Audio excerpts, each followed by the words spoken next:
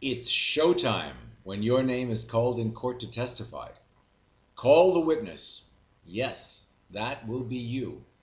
And it is your time to shine or fade. Going into court is a combination of many things in one. It is partly a first date, partly a conversation with your boss, and partly a public speech. Your audience wonders what you have to say and how well you will say it. Meanwhile, in the first seconds after you walk in the door, most of the people in the room are forming judgments about you. You will have butterflies as an expert witness, no matter how long you do it. But if you enjoy center stage, you will get over them in moments. Everyone in the room wonders if you are worth the money you are probably being paid. They also wonder who dressed you that morning. Conservative, professional, and neat clothing are your safest bet. They wonder about your hairstyle. You do not need to spend $400 on a Hollywood hairstylist, but you do need to come to court having had a haircut. Beyond your appearance, the jurors wonder if you can make heads or tails out of what they have heard so far in the case. If they haven't yet judged the contents of the case, they simply wonder whether you will be able to explain it to them any better than the previous witnesses and attorneys that they've been listening to so far. They wonder what your manner of walking says about you. Are you strutting down the aisle to the witness box? Overconfident, cocky. Are you shuffling down the aisle to the witness box? A little uncertain, unbelievable. Are you walking briskly, but confidently? All business, sure of himself. Okay, let's hear what he has to say. In order to establish and maintain credibility, this happens before you open your mouth to say your first word. The moment you begin to speak, they hear your voice, they see your posture in the witness box, they note how pleasantly or confidently you look at the attorneys, at the judge, at them. They observe whether you avert your gaze by shyly looking down at your papers or at the floor. They judge in advance and without justification whether they should believe what you have to say, well before you have said anything. A major goal of an expert witness is to capture and maintain the attention of the jurors.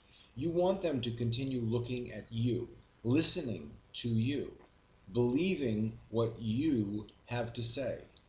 The jurors, the judge, and the lawyers are all looking at you. You could not ask for more attention.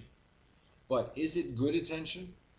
You know how you size up people when they walk into a room or when someone walks into a party? In the first few seconds, many of us make judgments about that person.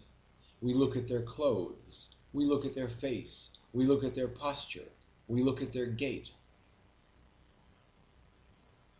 Now, as far as keeping the jurors' attention, you have the floor, you have center stage. You start by having their attention, and you are about to begin your series of answers to questions posed to you by your attorney during direct examination. While you answer these questions, the superficial judgments will continue.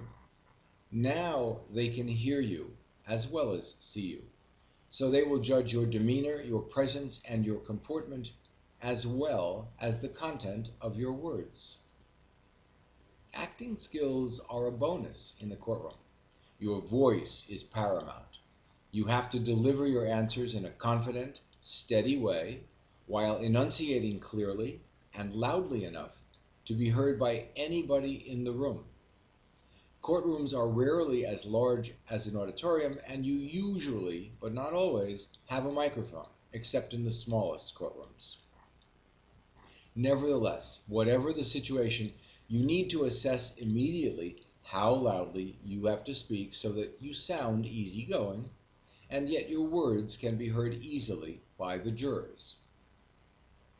By the way, you do not want to attract or keep their attention with your nervous habits. Do the best you can to eliminate or minimize any habits you have, like head rolling or head shaking, or facial expressions that give away your inside feelings. You should try to control any physical tics, such as tapping fingers or shaking feet. The jurors will not hear your words if they are looking at any of these distracting actions of your body. Now, you also want to be someone that's not boring. In this setting, you can be a storyteller. During a direct examination in which you present your opinions and the bases for them, you can use gradual changes in volume or pitch to tell your story. However, if voice control is not your forte, you will have to pay attention to any sudden changes in the volume or pitch at which you are speaking. Naturally, you don't want to be boring, so don't speak in a fixed rate monotone. You may laugh now, but in the serious setting of a courtroom, you may fall into patterns of speech that might not be normal to you. Just use your intelligence and remember these simple guidelines. The key tactic then to draw from this is that you should just use natural speech that is not monotonous, has no sudden changes in volume or pitch, but is loud enough so that people can hear you.